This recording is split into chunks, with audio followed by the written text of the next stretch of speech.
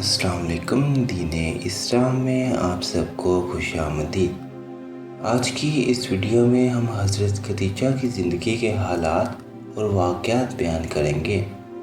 حضرت خدیجہ بنت خویلد قریش کی ایک معزز اور مالدار خاتون تھیں۔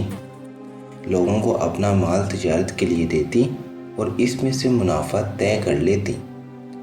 جب انہیں حضور اکرم صلی اللہ علیہ وسلم کی دیانتداری اور اخلاق کا علم ہوا تو انہوں نے ایک پیغام کے ذریعے پیشکش کی کہ وہ ان کے تجارتی قافلوں کے ہمراہ روانہ ہوں اور ان کے لیے کام کریں، اور وہ آپ صلی اللہ علیہ وسلم کو دوسروں سے بہتر اجرت دیں گی۔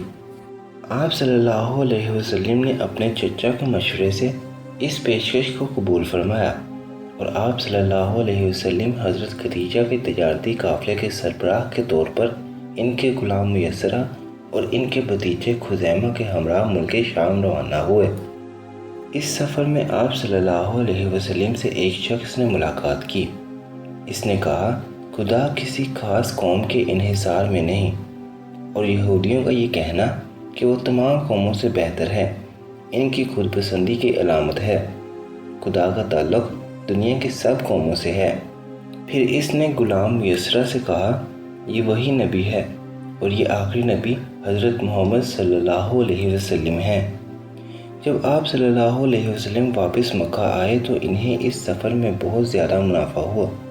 حضرت خدیجہ رضی اللہ عنہ نے اپنے مال میں برکت دیکھی تو بہت خوش ہوئیں اور آپ صلی اللہ علیہ وسلم کو اجرت دی۔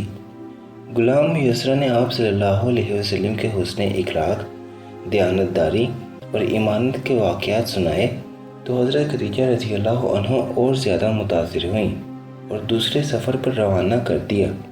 جب آپ صلی اللہ علیہ وسلم واپس آئے تو حضرت خدیجہ رضی اللہ عنہ نے آپ صلی اللہ علیہ وسلم کی سیرت اور کردار سے متاثر ہو کر نکاح کا فیصلہ کیا۔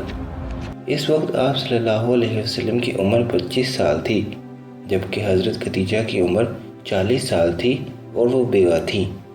بڑے بڑے رئیسوں اور سرداروں کی جانب سے شادی کے پیغامات ملے، مگر انہوں نے انکار کر دیا۔ حضرت خدیجہ کے چچا موجود تھے، مگر عربوں میں عورت کو آزادی تھی کہ وہ شادی بیاہ کے لیے پیغامات بھیج سکتی تھی۔ حضرت خدیجہ نے پہلے اپنے غلام میسرہ پھر اپنی سہیلی کے ذریعے آپ صلی اللہ علیہ وسلم تک نکاح کا پیغام بھجوایا۔ آپ صلی اللہ علیہ وسلم نے اپنے چچا ابو طالب سے مشورہ کیا، جنہوں نے حضرت خدیجہ رضی اللہ عنہ کے قبیلے کے سردار عمرو بن اسد سے بات کی۔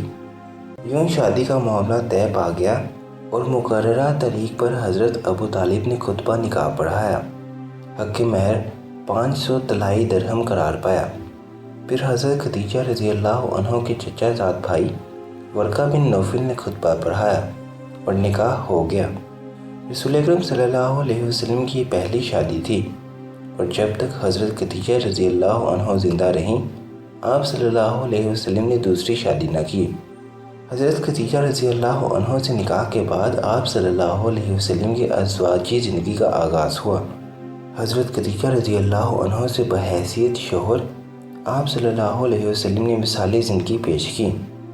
آپ صلی اللہ علیہ وسلم کو حضرت ابراہیم کے سوا تمام اولاد حضرت خدیجہ رضی اللہ عنہ سے ہوئی، جن میں 4 صاحبزادیاں زینب، رقیہ، ام کلثوم اور فاطمہ رضی اللہ عنہ ہیں، اور بیٹا قاسم جن سے آپ صلی اللہ علیہ وسلم کی کنیت ابو القاسم معروف ہوئی، جو 2 سال کی عمر میں فوت ہو گئے۔ حضرت عبداللہ رضی اللہ عنہ بھی، جن کا لقب طاہر و طیب تھا، بچپن میں انتقال کر گئے۔ بیٹیوں نے اسلام کا زمانہ پایا اور مسلمان ہوئیں۔ حضرت فاطمہ رضی اللہ عنہ کے سوا سب آپ صلی اللہ علیہ وسلم کی زندگی میں انتقال کر گئیں۔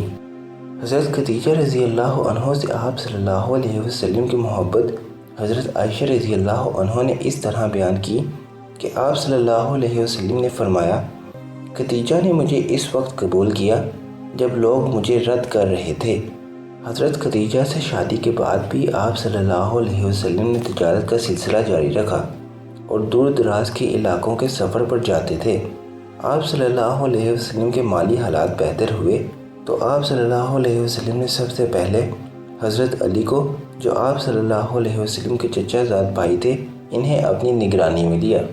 حضور اکرم صلی اللہ علیہ وسلم کی زندگی کے مزید واقعات کو جاننے کے لیے دین اسلام کو سبسکرائب کریں اور بیل آئیکن کو پریس کریں۔